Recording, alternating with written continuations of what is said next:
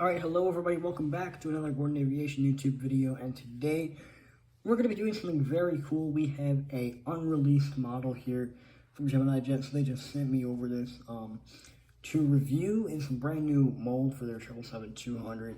You can see over the model on the far left over there. There's the United 777-200 that I got around about a year ago.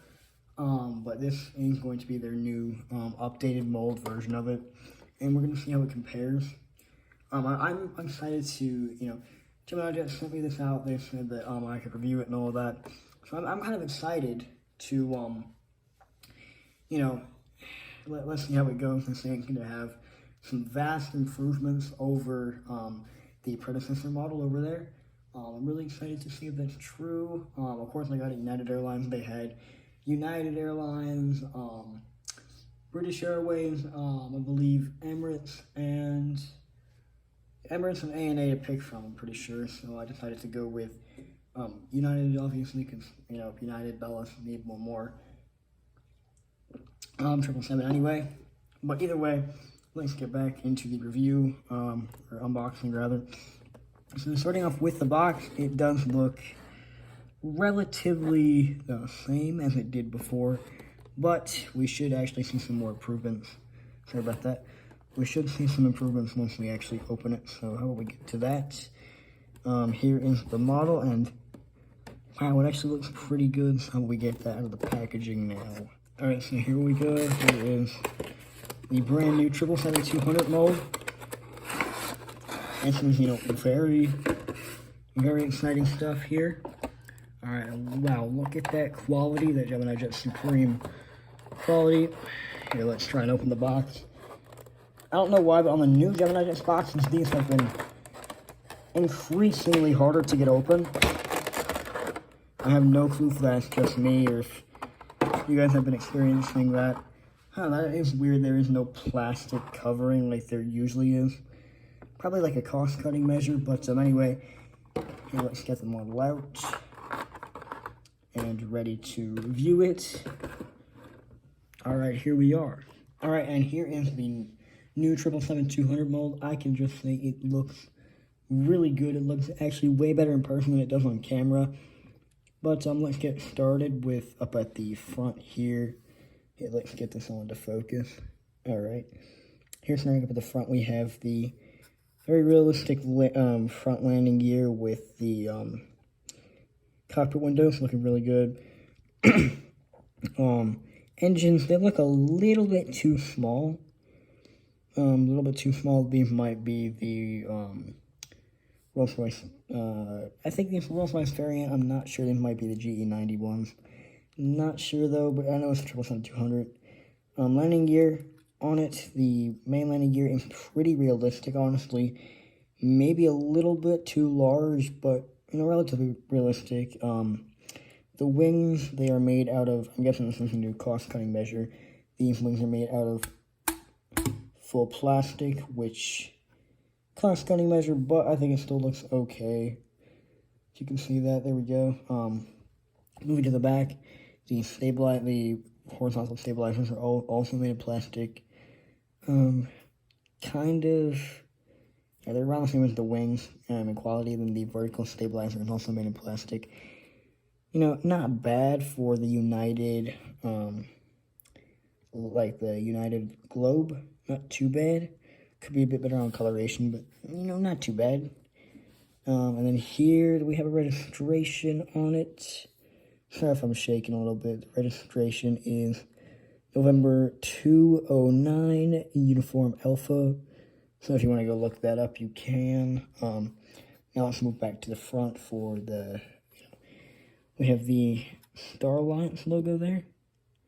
Yeah, coming to focus. Star Alliance logo, L1 door, kind of the Polaris first area, Polaris business rather. United text, L2 door. Then we have kind of the more premium economy section back here. Economy L3 door, not too bad. And then economy, and then L4 and the registration, all that. On the other side, we have, mostly the same thing. You know, not too bad, I would say, not too bad. To me it looks like we are missing a cargo door, kind of, but, you know, it's a prototype model. You know, we'll get over it. We'll figure it out. But, underbelly, let's see, ooh, that's not good. Underbelly, not too much. There is a nice screw on there. Nice, you know. That's pretty nice. And then for the tail, underside, you know, not too bad. I think this is actually a pretty good model, so let me get the other one to compare it to. Alright, and now we have them side by side. We have the old model variant on the right and the new one on the left. So let's just compare them. Sorry about the wobble, my tripod's messing itself up. Anyway, let's compare them side by side. So here we have rolling main gear, but no rolling nose wheel. Probably just, I don't know, really just my model, but anyway, we'll just put you here for now. Anyway, let's, you know, look at the older model. Older model variant, like, these landing gears are just way too tiny. I don't get it. Like, these engines are too large, main gear way too tiny. These wings just, they don't seem right at all. And, like, you know, same with the antennas and stuff up here. You know, I've been around 777s, and you know, I've never seen the top of one, but I'm pretty sure there's not supposed to be any antennae or anything like that, or any, you know, Wi-Fi boxes or anything like that. I'm pretty sure there shouldn't be.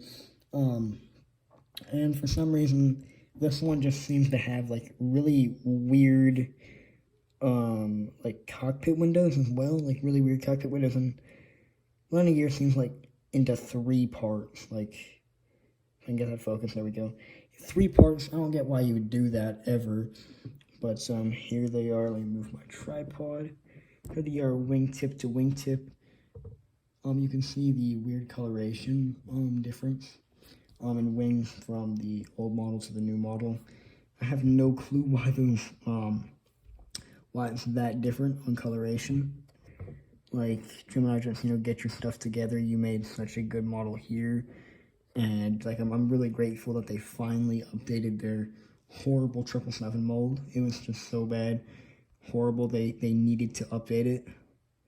Well, I'm so grateful that they finally did. But overall, I think this one definitely wins overall for quality and just overall, you know, like, just quality. This one just seems a lot, like, perfect in every single way compared to an actual, like, to whatever this crap is. Like, this is not realistic. I don't even know why I spent $50 on this. That's not realistic at all. This is just so much more supreme realism. That's why I prefer it. But anyway, yeah, pricing for this, I have been disclosed with pricing information. Sorry about that. Due to inflation and all that crap, this one will start at, so the 200 molds are going to start from $85, and the 300 molds will go up to, I believe, around $94, which, you know, inflation is, so it's not bad. Anyway, and then they're going to make 1 to 200 scale molds of these eventually. I had not been told when, but they will make them eventually. Anyway, what I've been told is that the 1 to 200 scale molds will start at $248. $248.54 plus shipping, handling, all of that for the Dash 200, and $312.15 with shipping and handling not included for the Dash 300. By the way, if you don't know the date or anything like that, you're a bit confused, yeah, this entire thing is satire. It's April Fool's. I just pranked y'all.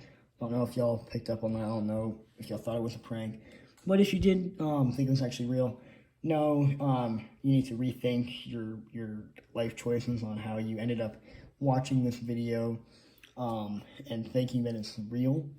But anyway, yeah, this is, like, made by Darren or something. I got this a couple years ago for Christmas. Yeah, it's a model, but it's kind of, you know, not good for the price point. These are like $20 on eBay or something. So for the price point, I wouldn't expect anything more than this, but, you know, it's not good. I mean, they have better rolling wheels than Gemini Jets, but it's horribly unrealistic.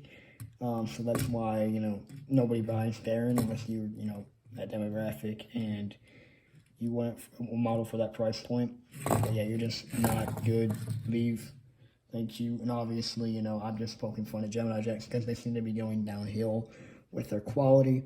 But here is, the 777-200, which honestly I don't think is a bad mold. It's relatively good. But yeah, this entire video is a joke. I wasted your time. Just messing with you. I hope y'all have a great day. And also, how I said I was gonna upload a video every week? Well, that's not gonna happen. Every other week, I'm gonna try and target. Let's see if I can actually maintain that target goal. Probably not. Maybe. I don't know. But anyway, thank you guys for watching this Gordon Aviation YouTube video, and I will see you in the next one, whenever that may be.